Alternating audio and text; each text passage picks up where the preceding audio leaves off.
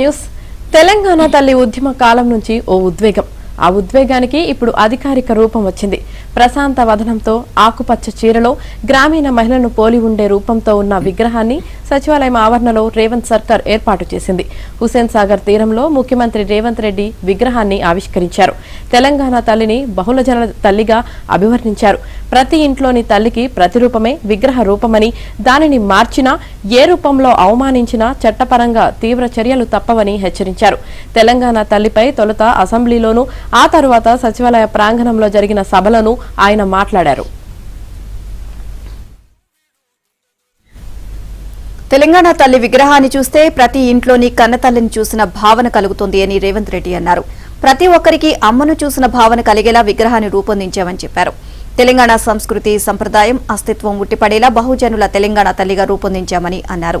విగ్రహ రూపకల్పన సందర్భంలో 2 అంశాలు ప్రస్తావనకు వచ్చాయని, దేవతలా ఉండాలా, సొంత మాతృమూర్తిలా ఉండాలా అని చర్చ జరిగింది అని పేర్కొన్నారు. ఇంకా దేవత గుడిలో ఉంటుంది అని, తల్లి ఇంట్లో ఉంటుంది అని, మనల్ని ఒడిలో పెట్టుకుని పెంచుతుంది అని గుర్తు చేశారు. పైగా అందుకే తల్లి రూపమే ఉండాలి అన్న అభిప్రాయాల మేరకు బహుజనుల తెలంగాణ తల్లి విగ్రహాన్ని రూపొందించామని వెల్లడించారు. తెలంగాణ అసెంబ్లీ శీతాకాల సమావేశాల్లో తొలి రోజున తెలంగాణ తల్లి విగ్రహ రూపకల్పనపై సీఎం రేవంత్ రెడ్డి ప్రకటన చేశారు. అనంతరం సభను ఉద్దేశించి మాట్లాడారు.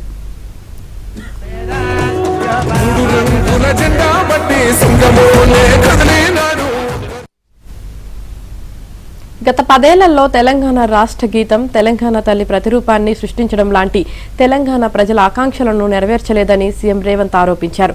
రాష్ట్ర ఆవిర్భావం తర్వాత అప్పటి కొత్త ప్రభుత్వం వెంటనే ప్రజల ఆకాంక్షలను నెరవేర్చాలని ఉన్నా అది జరగలేదన్నారు.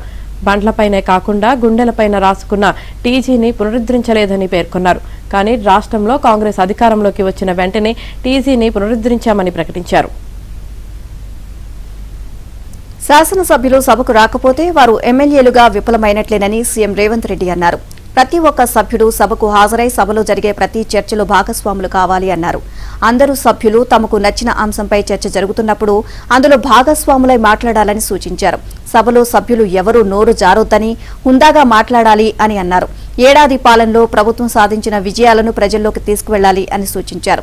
శాసనసభ సమావేశాల ప్రారంభానికి ముందు అసెంబ్లీ కమిటీ హాల్లో జరిగిన సీఎల్పీ సమావేశంలో కాంగ్రెస్ ఎమ్మెల్యేలు, ఎమ్మెల్సీలకు దిశానిర్దేశం చేశారు.